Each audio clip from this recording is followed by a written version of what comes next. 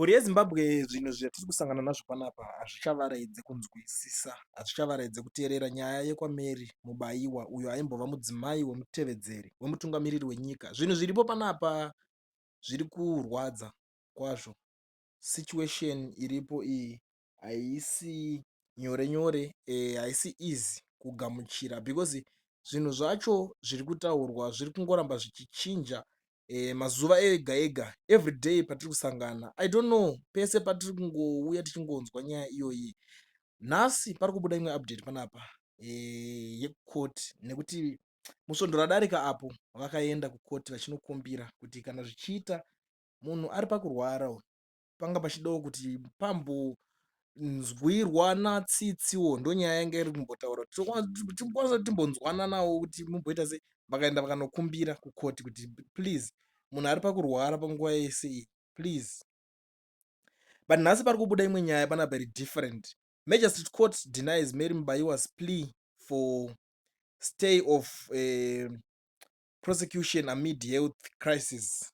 Harare, Zimbabwe, in a ruling that has sparked debate over judicial logic and empathy, the Harare Magistrate Court has dismissed an application by Mary Mubayiwa, the estranged wife of Vice President Constantino Chiwenga, for a permanent stay of prosecution on medical ground. Mary Mubayiwa, who faces charges including attempted murder, has been critically ill, with her health significantly deteriorating to the point of losing her right hand and left leg to lymphedema.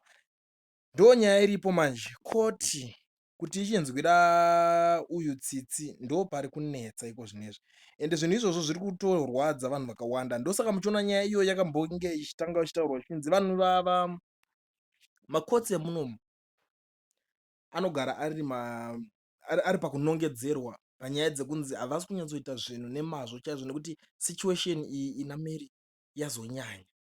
Asi vamwewo vari kuti mutemo uri kuita basa rawo. Asi chaakuzorwadza manje, vanhu vaakupa pressure kuti kuna VP Chiwenga kuti imimi vaChiwenga, kana muchinge muri munhu wekuti muri munhu ane rudo kana kuti munhu anonzwisisawo, ndo pamaifanira kunge maitawo something. Kana makawithdraw kana kesi or something, cause munhu asafa enough. Pane munhu here anodhizevha kuramba achingonzi kesi yako ingoriko chete, pedzerana nezvipatara, because imimi hakuna asingazivi nyaya yacho kuti aitofanira kunge achinorapwa. Chirwere chaikange chakamurova chaifanira kunge chichiwana treatment iri special, kunyanyanyanya kune dzimwewo nyika, nekuti munomu zviri kungoreva zvega kuti vari kutochitadza kutochirapa chirwere ichocho. Asi tarisai kuti munhu akasvika pakudimburwa gumbo, akadimburwa rimwe ruoko, munhu ari kupera achingodimburwa mbijana mbijana mbijana mbijana nenyaya yezvinhu zviri kuitika izvo. Saka ndo paipuhwa pressure pachinzi kana muchizotadza kuregererawo munhu wekuti imimi makagara naye makatoita vana naye, munhu iyeye muchitadza kungomuregererawo, hakuna asingatadze, munhu wese mutadzi, muchitadza kungoti mungomuregererawo, mowithdrawa macases ese momuregerera. Ko vana veZimbabwe vamunogara muchitonga nekushuvira kuda kuzonge muri pabasa rekuti muri pafirst, ndimi mamutungamiriri chaichaiye, mapurezidendi chaichaiye, vanhu vakakutadzirai, muchavatrita sei? Pasitorina kana ukama navo zvamu chose, imi muchikwanisa kuita izvozvo kuna amai vevana venyu. Mashoko akawanda aitaurwa nevanhu. Munoziva kuti vanhu vemuZimbabwe vakasvika pakurwadziwa nenyaya iyoyi, ende inyaya isingavaraidzi kuteerera. Inyaya yekuti munhu wese akanzwa nezvayo anotanga kuita hasha. Please itaiwo plan, do something about it. Kune vanhu vakawanda vanoenda vachinotenderera padivi ipapo, vaitamba naye, vaididi, vamwewo pekuti vanokwanisa kuenda vachinotaura kukwanisa kunonzwisisa. Asi kune vanhu zvekare vekuti vane simba rekuti vakwanise kunge vachinonzwisisana naye, vanoswera padhuze navo vacho kutaura kuti guys, hamusi kuonawo kuti situation yanyanya here. Ivavo vacho vanotoita kunge vanenge vachitotyawo. Asi zvese izvozvo zvaitika, vamwe vari kuzotaurawo pamwe matauriro kuti zvichazoshandiswa zvese izvozvo, kwanzi nekuti hakuna chinhu chinongoitika mahara, zvichazoshandiswa against semunhu paakunzi right, uyu munhu uyu kana maakumuda kuti adai so, nekuti kana muchirangarira nyaya yacho pane yakambonetsa iko zvinezvi vari kutomboita dzefactionalism dzekusaidhi kwavo. Vamwe vacho vari kunzi saka ndosaka vasiri kukwanisa kunge vachimuudza kuti kukwanisa kunge uregerere munhu uyu nguva iripo, nekuti vari kuziva kuti vachazomushandisira mukana. Zvinenge zvakushandiswa sepolitics kuti vanhu vemuzimbabwe mati muri kumuda munhu kuti ainge achikutungamirirai, iye akazodai so akadai so akadai so, mapastis ake ndo zvimwe zvezvinhu zviri kunzi mabasa ekuti achazotanga kumaverengero. Asi zvese izvozvo panguva yatiri hazvina chazvingabatsira kana kuti hazvina chine musoro chezvingataurwa ipapo chekuti chingabatsira kuti ine pasituation iyeyo ponzi pane zvazvichabatsira, nekuti munhu anenge ari kutopa kutorwadziwa. Apa vakuendawo kukoti kuti tikumbirawo kuti mumbozorodza munhu amboregera kuuya uya kuno.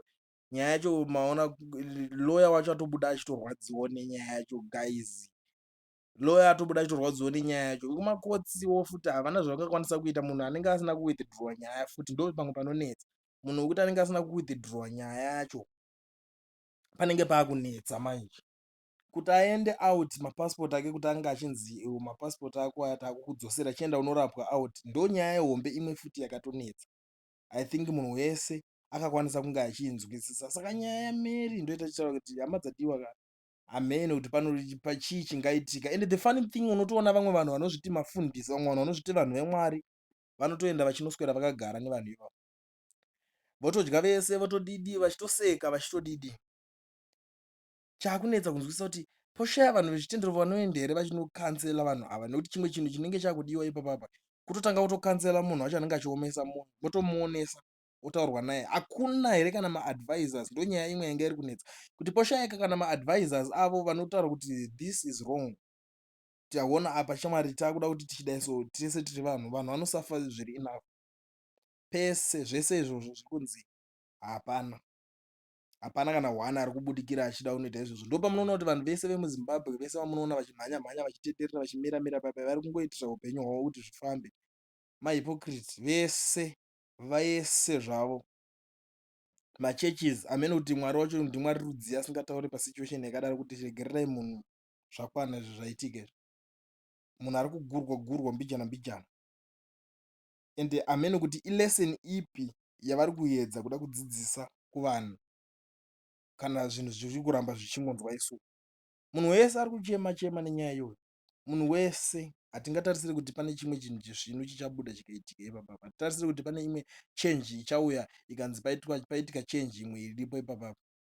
Kunze kwekuti vanhu vatomboenda vanogara pasi vanotaura nemuridzwi wekesi. Koti haina chainokwanisa kutaura kana nyaya dzisina kuwithdraw because vanenge vachingoti game is on, ngatienderere mberi nenyaya yacho. Vanhu vakambobuda vakaenda vakanotaura nemukadzi kugara naVP Chiwenga izvo zvakazororwa izvi zvakati onawo shamwari please kana zvichiita chiendawo unokumbira murume wako ruregerero on behalf of Mary. Unoti please shamwari unonzwisisa naye because iwo ndiwo munhu wekuti unongochinzwisisana naye ka murume wako, munenge muri mese mumabhedroom menyu muchiti mune nguva dzekufara. Ndo nguva dzekuti pane nguva dzekuti anenge akanyanyisa kufara kuti taura zvaunoda ndikuitire. Ndopainzi chimboitawo izvozvo kana uri nemwoyo wakanaka womboti mumwe wangu chiregererawo mumwe uya kuti zvinge zvidaro. Akabvuma pasocial media according neaccount mabudire nyaya dzake dzakambobuda. I'm sure mese kana muri vanhu vanofollowa zvinhu zvinenge zvichiitika muZimbabwe, kana muri vanhu kuti munofollowa news nezvinhu zvinenge zvichiitika, akatobvuma akati it's okay, thanks, ndichaita sekudaro.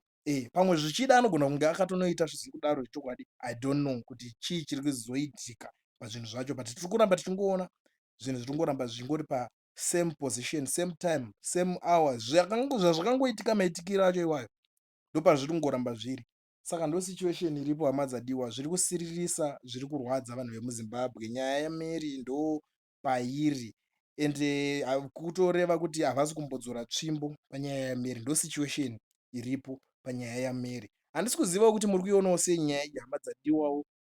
Ndiudzewo zvamunofunga mucomment section. Kana muchinge malike this video mondiudzawo maonero nemafungiro enyu kuti nyaya iyi yoitwa sei, poitwa sei.